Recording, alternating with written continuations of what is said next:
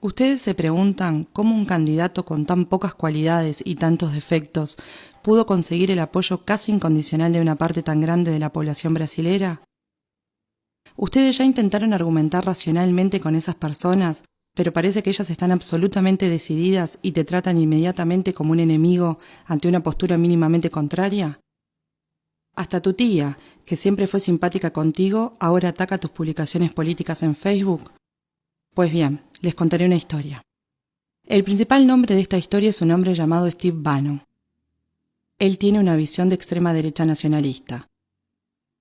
Tenía un sitio web en donde expresaba sus puntos de vista que coqueteaban con el machismo, la homofobia y la xenofobia, entre otros. Su sitio, al comienzo, tenía poca visibilidad y su sueño era que sus ideas se propagaran con más fuerza en todo el mundo. Para eso, Bannon contrató a una empresa llamada Cambridge Analytica. Esa empresa consiguió datos de Facebook de millones de cuentas de perfiles de todo el mundo, de todos los tipos de datos acumulados por Facebook. Posteos, comentarios, mensajes privados, entre otros. Con la tenencia de estos datos y utilizando algoritmos, esta empresa podría trazar perfiles psicológicos detallados de los individuos. Tales perfiles serían utilizados para saber cuáles personas estarían más predispuestas a recibir determinados mensajes. Aquellos dispuestos a creer en teorías conspiratorias sobre el gobierno, por ejemplo, o que presentaban alguna contrariedad con el escenario político actual. La estrategia consistiría en hacer que aquel individuo susceptible a esos mensajes cambiase su comportamiento, se radicalizase en sus posturas. Como las personas comenzaron a recibir las noticias y a percibir el mundo principalmente a través de las redes sociales, no es difícil manipular las informaciones, y si se puede manipular las informaciones a la que una persona tiene acceso, puedes controlar la manera en que ella percibe el mundo, y con eso influenciar la manera en cómo se comporta y lo que hace. Los posteos en Facebook te pueden hacer más feliz o más triste, te dejan con rabia o con miedo. Y los algoritmos saben identificar los cambios de comportamiento por el análisis de los patrones de tus posteos y comentarios. Así, individuos con perfiles de derechas con un tradicional discurso de no me gustan los impuestos, fueron radicalizados tornándose en perfiles paranoicos en relación al gobierno y determinados grupos sociales. La manipulación es realizada a través del miedo, con mensajes que estimulan un sentimiento de impotencia y de incapacidad de defenderse. Estimulan un sentimiento de somos nosotros contra ellos, lo que cierra a la persona a argumentos racionales. Sitios y blogs fueron fabricados con noticias falsas para bombardear directamente a las personas influenciables por este tipo de mensajes. Además de esto, fue explorado también un sentimiento de anti lo establecido, anti medios tradicionales y anti todo lo que hasta ahora estaba. Cuando las personas reciben varias noticias de forma directa sin verlas y esas noticias no repercuten en los informativos, llegan a la conclusión que los grandes medios mienten, que esconden la verdad que ahora ellos saben. Si antes los medios tradicionales de comunicación podían manipular a la población, esta manipulación debía ser hecha abiertamente, ante los ojos de todos. Ahora, todos tenemos páginas que nos mandan mensajes de forma directa. Nadie sabe qué tipo de información está recibiendo la persona que tenemos al lado o cuáles son los mensajes que están construyendo su percepción de realidad. Con ese poder en las manos, Bannon consiguió popularizar entre los jóvenes a All Right, un movimiento de extrema derecha norteamericano que resultó de las protestas Unamos a la Derecha el año pasado en Charlottesville, Virginia. Bannon trabajó en la campaña presidencial de Donald Trump, siendo un estratega de su gobierno. La empresa Cambridge Analytica trabajó también en el referéndum del Brexit, que fue ganado principalmente por argumentos originados de noticias falsas. Cuando la manipulación se comenzó a distinguir, Mark Zuckerberg fue llamado al Senado norteamericano para testificar. Para quien entendía lo que pasaba, quedó claro que la democracia de la nación más importante del mundo había sido hackeada.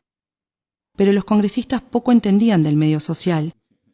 ¿Y quién estaría dispuesto a admitir que la democracia puede ser hackeada a través de la manipulación de los individuos?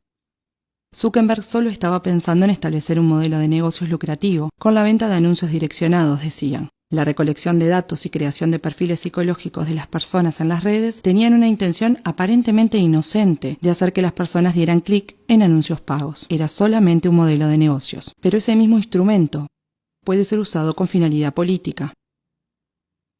Él se dio cuenta de eso y sabía que las elecciones brasileras podían estar en riesgo también. Brasil es una de las mayores naciones del mundo. Facebook entonces tomó medidas activas para evitar que las campañas de desinformación y manipulación ocurriesen en su red. Muchas cuentas falsas fueron retiradas de Facebook en el periodo anterior de las elecciones. Pero no contaban con la popularidad y capitalización de los grupos de WhatsApp. Este es un aplicativo de mensajes directos entre individuos. Por eso no puede ser monitoreado externamente. No hay cómo regular las fake news o noticias falsas. Hacer un perfil falso en WhatsApp también es muy fácil como en otras redes sociales, pero más difícil de ser detectado. Bannon, que soñó con un retorno de la extrema derecha nacionalista fuerte mundialmente, con ideas clasificadas como antiminoritarias, racistas y homofóbicas, y que usó el miedo de los hombres de sentirse indefensos para conquistar adeptos, se encontró muy a gusto con Eduardo Bolsonaro. Bolsonaro dijo que Bannon apoyaría la campaña de su padre con soporte y consejos de Internet. Bannon es un consultor eventual de la campaña. Bolsonaro fue el candidato especial para él, ya que comparte sus ideas en el escenario ideal, un país pasando por una grave crisis económica y con la población desencantada, desilusionada de su clase política. Después de las manifestaciones políticas de las mujeres en todo Brasil y de todo el mundo contra Bolsonaro, el apoyo del candidato subió entre el público femenino del 18 al 24%. Un aumento de 6 puntos después de que gran parte de las mujeres se unieron para demostrar su insatisfacción con el candidato. Esto pasó porque de un lado los grandes medios de comunicación simplemente ignoraron las manifestaciones y por otro hubo un ataque preciso a través de grupos de WhatsApp pro-Bolsonaro. Videos editados con escenas de otras manifestaciones con mujeres mostrando los senos o rompiendo imágenes cristianas, utilizadas para desmoralizar el movimiento LNAU entre las más conservadoras. Además, Eduardo Bolsonaro salió a hablarle al público después de la manifestación y declaró: «Las mujeres de derecha son más lindas que las de izquierda. Ellas no muestran los pechos ni defecan en las calles. Las mujeres de derecha son más higiénicas». Esta declaración, que puede parecer pobre o estúpida, es hecha como medida para estimular el sentimiento de repulsión, de rechazo para con el otro lado. Esto no es una novedad. La máquina de propaganda del nazismo alemán asociaba a los judíos con las ratas. El discurso era que los judíos estaban infectando las ciudades alemanas, así como las ratas lo hacían. Ese es el discurso que asocia el sentimiento de repulsión hacia una determinada población, lo que hace que el individuo se quiera identificar con el lado limpio de la historia.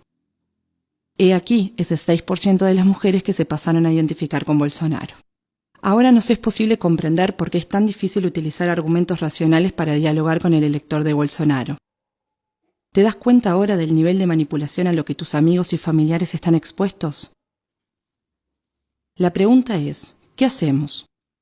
No adelanta confrontarlos y acusarlos de ser influenciables o engañables. Eso solo provoca que se cierren y te clasifiquen como uno de los enemigos que está del otro lado. Es una línea muy fina, ya que si le decimos a alguien que es manipulado, puede sentir que lo estamos tratando de burro o de tonto, lo que solo va a generar un intercambio de insultos improductivos. Tengamos empatía. Esas personas no son todas malas. Están manipulando sus emociones y siendo sometidas a una percepción de la realidad muy distinta a la tuya. La única manera de cambiar su pensamiento es hacer que esas personas perciban ellas mismas que no hay argumentos que fundamenten sus creencias. Pidamos que las personas defiendan racionalmente sus opiniones políticas. Estemos abiertos a oírlas, pero continuemos siempre preguntando más y más hasta percibir que llegamos al punto en que la persona se da cuenta que no existen argumentos para responder. Preguntémosle, por ejemplo, ¿por qué decidiste por este candidato? ¿Por qué pensás que va a cambiar las cosas? ¿Pensás que él está preparado? ¿Conocés sus propuestas, su historia como político? ¿Cuál realización de él aprobás? Si percibimos que la persona no está pronta para debatir, retirémonos de la discusión. No agredamos ni ofendamos, ya que este comportamiento radicalizaría el somos nosotros contra ellos. Tengamos en mente que los discursos en los que esa persona cree fueron introducidos en ella de manera que hubiese una verdadera identificación emocional, tornándose en una especie de segunda identidad. No es de un momento a otro que algo así se cambia. 2 de las democracias más importantes del mundo ya fueron hackeadas utilizando técnicas de manipulación. No vamos a dejar que esas fuerzas nos pongan unos contra otros. No podemos dejar que rompan nuestro tejido social de manera irrecuperable.